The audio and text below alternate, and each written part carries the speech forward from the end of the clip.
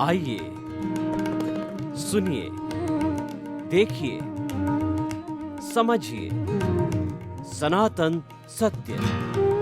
जैसी दृष्टि वैसी सृष्टि, दृष्टि विज्ञान। कुदरत, कुदरती रचना एवं कुदरत के कानून से शाश्वत सुख की प्राप्ति। जोधपुर के परम पूज्य महात्मा उपासक प्रोफेसर डॉक्टर सोहन राज तातेड़ के निर्देशन में सनातन सत्य। जैसी दृष्टि वैसी सृष्टि, दृष्टि विज्ञान।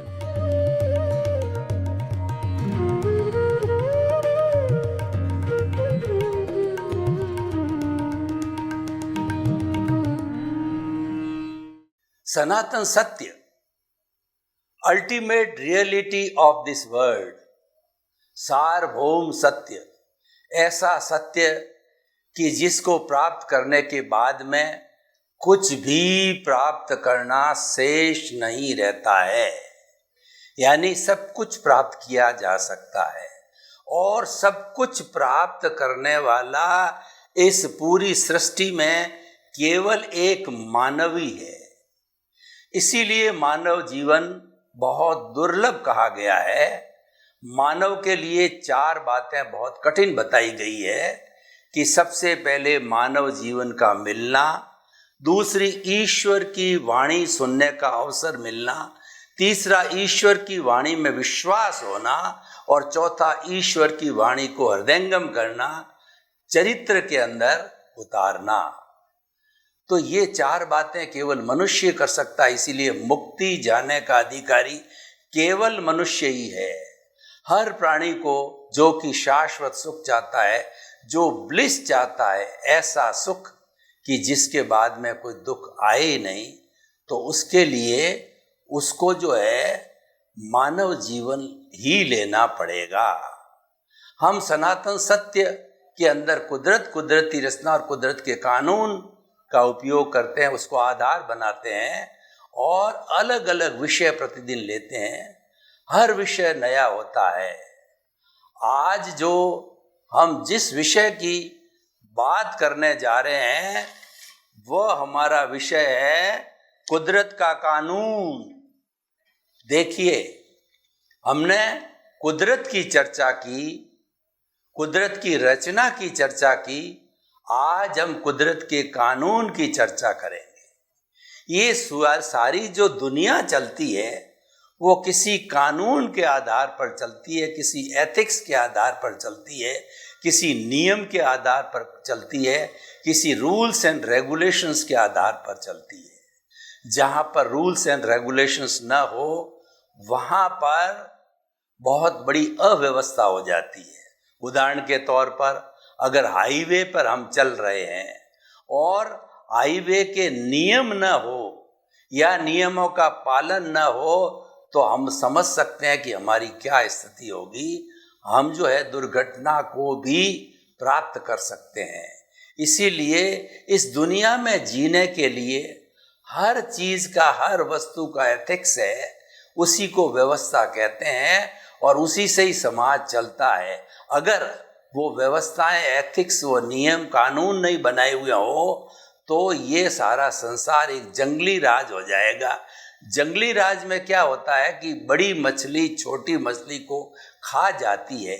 न्याय अन्याय का प्रश्न नहीं है वहाँ, तो जिसकी लाठी उसकी भैंस। जो बलवान होता है वो दुर्बल को दबा लेता है, दुर्बल को खा जाता है। लेकिन हमें ऐसा नहीं करना है, क्योंकि व्यवहार दृष्टि से देखो चाहे अध्यात्म की दृष्टि से देखो, हर प्राणी को जीने का अधिकार है। जो भी प्राणी जन्म लेता है वह जीना चाहता है, मरना कोई नहीं चाहता। छोटा से छोटा जो है कोरोना वायरस जैसा भी जीना चाहता है और जीने के साथ साथ में हर प्राणी सुख चाहता है। दुख कोई भी नहीं चाहता। दुख आ जाता है अपने पूर्वकृत कर्मों के द्वारा, पूर्वकृत कॉजेस के अनुसार, वह बात अलग है, लेकिन व्यक्ति चाहता नहीं है। सब चीज चाहे के अनुसार नहीं होती है। बहुत बार ये होता है हम चाहते कुछ हैं और होता कुछ है। क्योंकि ये जन्म से मृत्यु के बीच का जो हमारा समय है, जो कि आयुष्य के अधीन है, कुदरत के अधीन है और हमारे उपादान के अधीन है। हमने पिछले जन्म के अंदर जैसे जैसे कॉजेस डाल करके कॉजल बॉडी को बनाया था, वो कॉजल बॉडी जैसे भाव कर्म किए थे, वो भाव कर्म इस जन्म में द्रव्य कर्म बन करके और हमें जो है उदय और प्रारब्ध देते, हम उसके अधीन हो जाते हैं। उसको भुगताने वाली कुदरत माँ होती है, जिसके कानून की मैं बात करता हूँ। अब वो सारा भुगतान किस कानून के तहत होता है, उस कानून को समझना बहुत ज़रूरी है। और जो व्यक्ति कुदरत के कानून को समझ लेता है, वह कभी भी किसी पर दोषारोपण नहीं करेगा, किसी के प्रति बुरे भाव नहीं लाएगा, किसी को दुख नहीं देगा, किसी को अनावश्यक ओपिनियन और अभिप्राय नहीं देगा। क्यों नहीं देगा?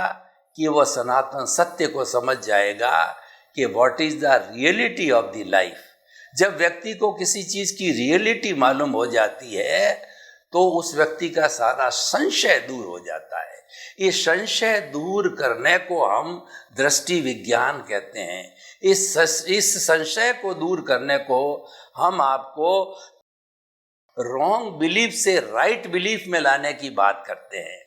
हम नेगेटिव थॉट से पॉजिटिव थॉट में आने की बात करते हैं। हम जो है नकारात्मक सोच से सकारात्मक सोच में आने की बात करते हैं। और सकारात्मक सोच कब आएगी? जब आपको कुदरत का कानून पता चल जाएगा और वो कानून पूरे विश्व पर लागू है और एक सा लागू है। कुदरत का कानून 84 लाख जीवा योनि और संख्या में वो असंख्य अनंत जीव है, उन सब पे एक भी जीव के साथ में पक्षपात नहीं करता है और इतना एक्यूरेट वो कानून लगाता है, न्याय करता है कि जो है उसकी एक्यूरेसी जो हमारे जजेस से भी ज़्यादा होती है। हमारे जो जज होते हैं वो तो प्राय जो निर्णय देते हैं उसके अंदर वो साक्ष्य के आधार पर, वो दोनों तरफ के एडवोकेट्स के आधार पर और जो है दूसरे जो है गवाहों के आधार पर देते हैं, तो उसमें गलती होना स्वाभाविक है। लेकिन जो ईश्वर कृत न्याय है, हुआ सो न्याय जिसको बोलते हैं, उसमें गलती होने की कोई गुंजाइश नहीं होती है, क्योंकि वह सारा कुदरत का कानून होता है, कुदरत के द्वारा निर्मित होता है। अब कुदरत का कानून क्या है वो हम आपको अच्छी तरह से समझाना चाहते हैं। कुदरत का कानून है as you will sow so will you reap.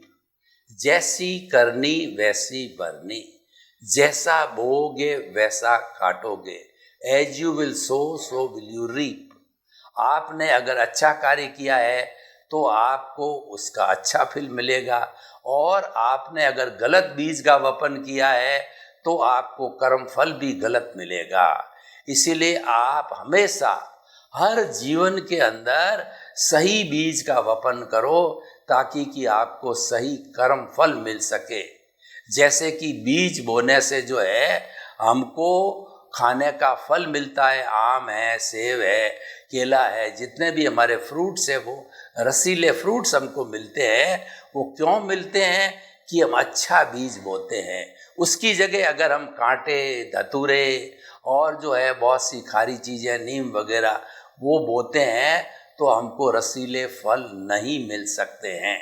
इसीलिए कानून, अगर आप कुदरत के कानून के अंदर विश्वास करते हो, कुदरत को आप समर्पित हो, तो इसका अर्थ योग आप ईश्वर को समर्पण है, आपका अपनी आत्मा को समर्पण है।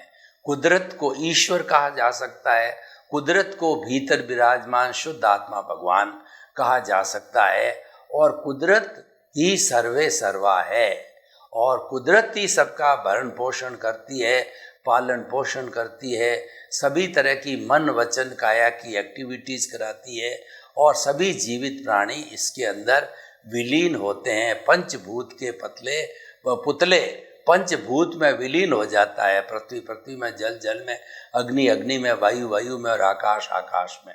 अतः जो हम ये कहना चाहते हैं, कुदरत का कानून एब्सोल्यूट परफेक्ट कानून है और वो कानून हर एक को मानना चाहिए।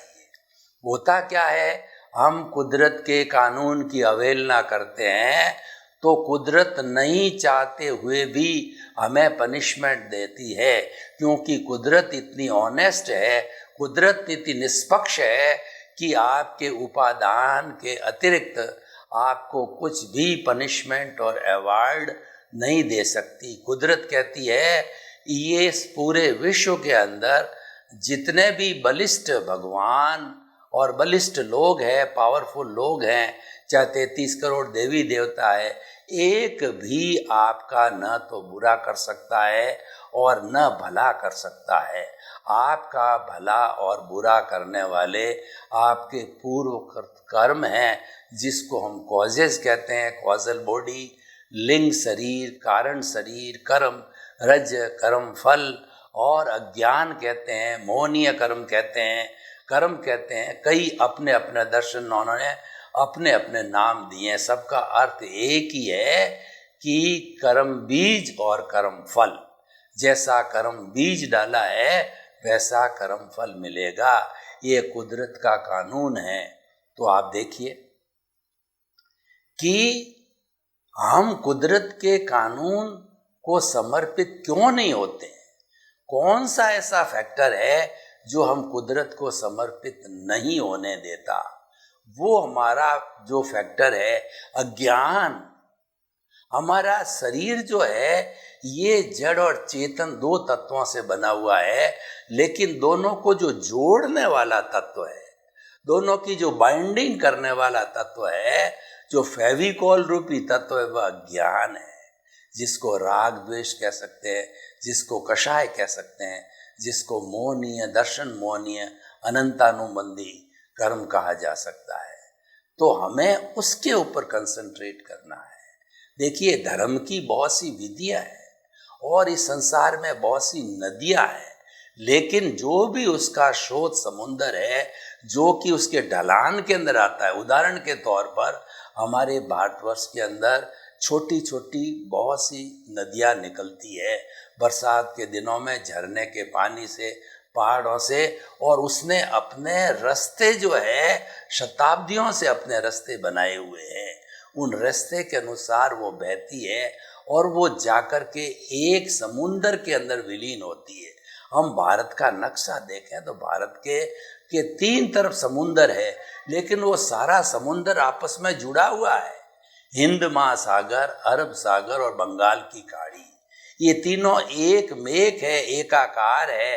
तो जितनी भी नदियां पूर्व पश्चिम उत्तर दक्षिण से आती है, वो सारी इस मिले हुए एकाकार समुंदर के अंदर गिर करके और अपने अस्तित्व का विलीन कर जाती है। बिंदु है वो सिंधु बन जाता है और वो समर्पण कर देता है। तो नदी का समुंदर में मिलना उसका समर्पण है, उसका समर्पण है, तभी उसका अस्तित्व है। एक बूंद जब वो समुंदर में रहती है तब उसका अस्तित्व, और वही बूंद आकर के जो जमीन पर गिर जाती है तो जमीन उसको सोख लेती है, उसका अस्तित्व समाप्त हो जाता है। अतः अपना अस्तित्व बनाए रखने के लिए हमें कानून का पालन करना चाहिए। तो हम अगर सुखी जीवन जीना चाहते हैं, सनातन सत्य को प्राप्त करना चाहते हैं और उसके साथ साथ में शाश्वत सुख को प्राप्त करना चाहते हैं, तो कुदरत के कानून का पालन करो। तो कुदरत का कानून तो हमने बताया, और कुदरत ये कहती है कि भक्ति भाव करती है। कुदरत का समर्पण भक्ति भाव पर आधारित है। भगवान कृष्ण ने गीता के अंदर जो 6 अध्याय लिखे वो भक्ति मार्ग कहलाता है। भक्ति मार्ग में भगवान कृष्ण भक्त को कहते हैं कि तू अगर पापी है और कुछ भी पाप करने वाला है तो तू सारा मेरे को समर्पित हो जा।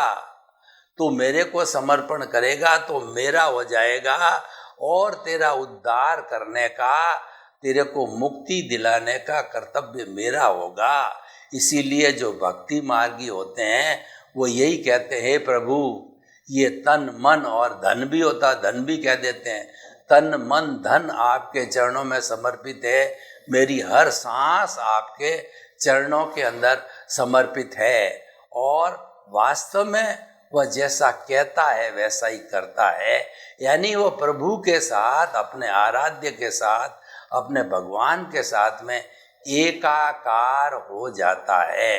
ये एकाकार होना, तन्मयाकार होना है, ये उसके अंदर समर्पण करना है।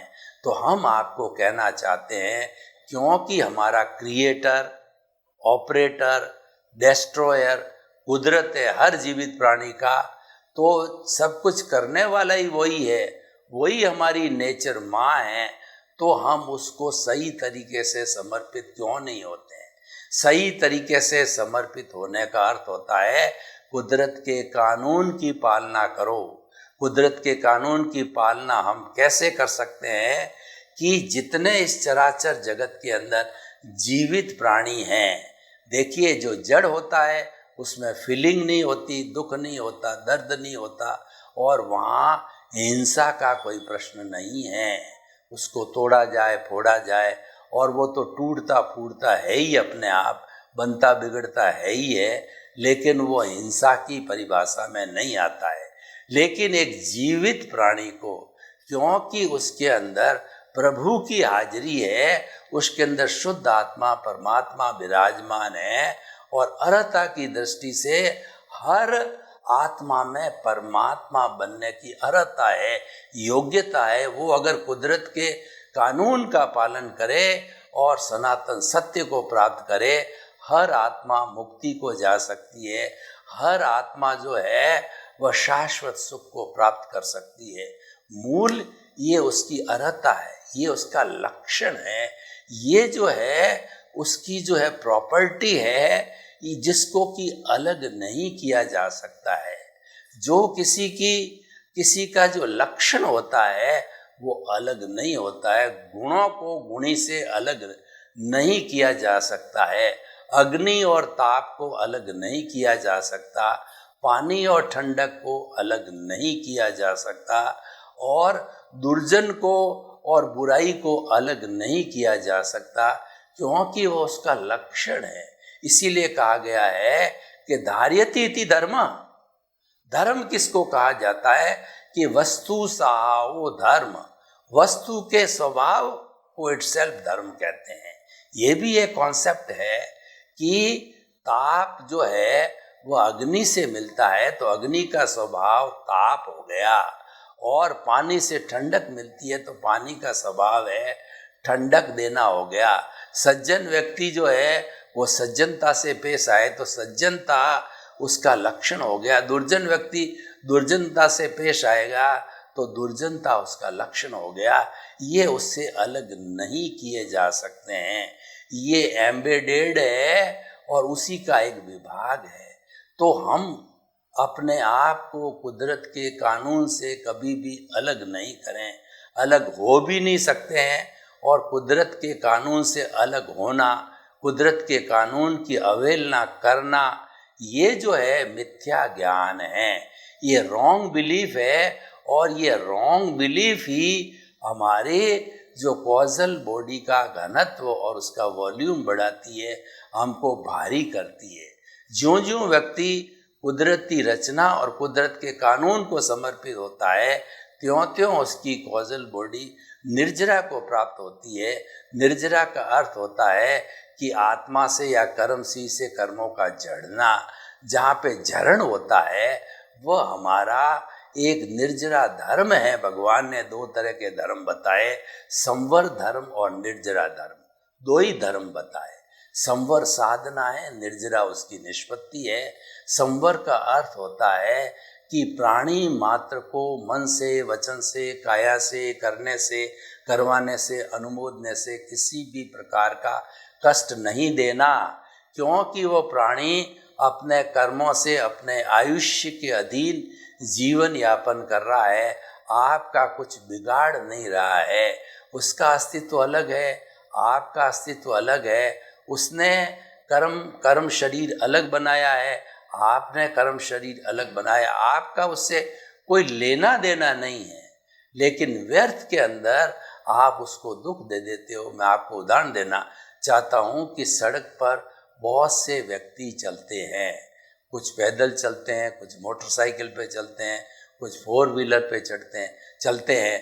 तो जैसे भी वो चलते हैं वो अपने अपने हिसाब से चल रहे हैं। पैदल दो व्यक्ति बराबर चल रहे हैं, बेचारा पैदल व्यक्ति अपनी मस्ती के अंदर चल रहा है और आपने उसको व्यर्थ के अंदर धक्का दिया। आप अधिकारी नहीं हो उसको धक्का देने का, क्योंकि चल रहा है वो तो अपने कर्मों के अधीन चल रहा है। कोई भी व्यक्ति कार्य कर रहा है वह अपने कर्मों के, आयुष्य के, और वो उदय और प्रारब्ध के अधीन कर रहा है। हर एक व्यक्ति उदय और प्रारब्ध के अधीन कार्य करता है। तो आप उसमें क्यों टांग अड़ाते हो? आप उसमें क्यों पंचायती करते हो? आप उसमें क्यों दखल करते हो? आपको कुदरत ने कोई भी पावर नहीं दी है कर्ता बनने की, परंतु आप जबरदस्ती में कर्ता बन जाते हो। यह काम मैंने किया, मैं और मेरा के क्षेत्र में चले जाते हो। मेरा घर, मेरा परिवार, मेरी धन, मेरी दौलत, मेरे बाल बच्चे, मेरी पद प्रतिष्ठा, मैं इतना बड़ा करोड़पति, मैं इतना बड़ा ज्ञानी, मैं इतना बड़ा पावरफुल व्यक्ति, मैं बड़ी इतनी सत्ता को संभालने वाला, मैं और मेरा में आप जाकर के कर्ता बन कर के कर्मों का बंधन करते हो। वास्तव में आप कर्ता हो ही नहीं सकते, आप कर्ता हो ही नहीं, और विश्व का कोई भी प्राणी कर्ता हो नहीं सकता। वो मानता है, ये भ्रांत मान्यता है। इसी को हम अज्ञान कहते हैं। कर्ता भाव अज्ञान है, अकर्ता भाव ज्ञान है। इसीलिए इस जो कुदरत का कानून क्या कहता है कि जगत के हर जीव को निर्दोष समझो, अकर्ता समझो, निमित्त समझो और शुद्ध आत्मा तत्व समझो। उसके अंदर, उसके भीतर विराजमान शुद्ध आत्मा भगवान को निर्दोष दृष्टि से दर्शन कर उसको नमन करता हूँ। यानी ऐसी भावना रखो, चाहे व्यवहार पक्ष में लोग समझे या न समझे, क्योंकि सनातन सत्य बहुत गहरा है। सनातन सत्य को प्राप्त करने के लिए पहले उसकी पृष्ठभूमि में जाना पड़ता है, पहले उसके सिद्धांत को समझना होता है। जो परमानेंट सिद्धांत है, जो कि हमेशा रहने वाले सिद्धांत है, उसको समझे बिना साधारण व्यवहार पक्ष का व्यक्ति उसको प्राप्त नहीं कर सकता है। और ऐसा कहा भी गया है कि सनातन सत्य उसी को मिलेगा जो कि पुण्यशाली होगा, जिसके बहुत से पुण्य इकट्ठे किए गए हैं, उनको ही अल्टीमेट रियलिटी, सनातन सत्य, यूनिवर्सल ट्रुथ और सार्वभौम सत्य मिलेगा, जो कि हमारा उद्देश्य है। तो कुदरत का कानून बहुत सटीक है, बहुत स्पष्ट है, और वो मनन करने योग्य है, वो जानने योग्य है, आत्मसात, हृदयंगम और चरित्र का एक भाग बनाने के लिए अमर है। दूसरा देखिए, कुदरत का कानून क्या है? कुदरत कहती है कि जो कुछ चल रहा है, ये पूर्वकृत कर्मों की ध्वनि की प्रतिध्वनि है। ये किए गए जो है कॉजेज का इफेक्ट है, ये आपका परिणाम है। ये जो आप पिछले जन्म में पेपर दे के आए थे, उसका परिणाम है। इसको चलने दो, क्योंकि आपने तो अपना काम कर दिया। आपने तो पेपर पिछले जन्म में दे करके एग्जामिनर को आंसर शीट दी थी। वो एग्जामिनर कुदरत थी, आज भी वही कुदरत है। तो उस जो है वो आंसर शीट को इस जन्म के अंदर परिणाम रूप के अंदर आपको जो कर्म फल देती है, तो वो कर्म फल उस रिजल्ट के अनुसार मिलता है। तो हमारा किया हुआ, हमने जैसा पेपर किया तो हमें वैसा ही रिजल्ट मिलेगा। तो आपको ये सबूरी रहनी चाहिए, आपको ये धीरज रहना चाहिए कि कुदरत कभी भी अन्याय नहीं करती है, और कुदरत के कानून का मुझे पालन करना चाहिए। कुदरत की रचना और कुदरत को जानना चाहिए, क्योंकि यही हमारे भगवान हैं, यही आराध्य है। जितना जितना हम इनको समर्पण करते जाएंगे, उतना उतना हम मुक्ति के करीब जाएंगे। क्योंकि कुदरत का कानून ये कहता है कि मन वचन काया तथा उससे जुड़ी हुई हर अवस्था मात्र कुदरती रचना है। कुदरती रचना का क्या मतलब है? ये आने जाने वाली कोई भी जो अवस्था होती है परमानेंट नहीं होती है। हर संजोग के साथ वियोग जुड़ा हुआ है। अवस्था का अर्थ ही टेम्परेरी होता है। अवस्था का अर्थ ही जो है विनाश होना होता है। तो आप किसी भी चीज को परमानेंट मत समझो, उसको किराए का, ये अपना शरीर है उसको भी किराए का समझो, क्योंकि इसको परमानेंट समझोगे तो बहुत बड़ी भ्रांति हो जाएगी, मिसअंडरस्टैंडिंग हो जाएगी। वास्तव में तो ये किराए का मकान ही है, ये पर द्रव्य है। तो हम क्या कहना चाहते हैं कि कुदरत का कानून ये कहता है स्वद्रव्य को समझो। वो स्वद्रव्य सभी प्राणियों में एक सा है। ये बड़ा सामान्य दृष्टिकोण है। ये समझने का है कि जितनी भी असंख्य अनंत आत्माएं हैं उसको क्रिएट नहीं किया जा सकता है, उनको पैदा नहीं किया जा सकता है, उनको बनाया नहीं जा सकता है। वो तो जितनी संख्या में भूत भविष्य वर्तमान में उसकी संख्या एक सी रहेगी। एक भी आत्मा न घटेगी न बढ़ेगी। उसके मोड्स बदलते हैं, पर्याय बदलते हैं कि कभी नरक गति, कभी तिर्यंज गति, कभी मनुष्य गति, कभी देव गति, और सब गतियों के बाहर निकल गए तो मोक्ष में चले गए। वो स्थायी जगह है। हम मोक्ष मोक्ष की इतनी चर्चा क्यों करते हैं कि मोक्ष एक स्थायी तत्व है। मोक्ष जो है एक परमानेंट तत्व है जो कि कभी बदलता नहीं है और हर समय एक सा रहता है, क्योंकि मोक्ष है वो आत्मा के स्वभाव को कहते हैं। आत्मा के स्वभाव को अगर हम जान लेते हैं तो वही मुक्ति की अवस्था है, वही ब्लिस है और वही जो है हमारा शाश्वत सुख है। अतः कुदरत के कानून का पालन करो कि कुदरत जो है, जिन्होंने अपनी रचना के अनुसार जो कानून बनाया है उसका हम पालन करेंगे तो हमें जीवन में कभी भी कोई अवरोध नहीं आ सकता है। और कुदरत का कानून इतना सरल है कि वो बिना किसी को भगवान माने, रिचुअल्स के आधार पर, वर्ण जाति या जो है जेंडर के आधार से वो मुक्त है। इसमें कोई संप्रदाय की बात नहीं है, कोई मंत्र की बात नहीं है, कोई फॉर्मेट नहीं है, और कोई भी जो है मंत्र विद्या वगैरह कोई संस्था उसमें नहीं है। वह तो मात्र एक यूनिवर्स ट्रुथ है, सार्वभौम सत्य है जो कि हमको जानकारी करनी है। अतः आज का विषय कुदरत का कानून एक बहुत सुंदर विषय है। उस सुंदर विषय को गहराई में जाकर के और हमें पालन करते रहना चाहिए।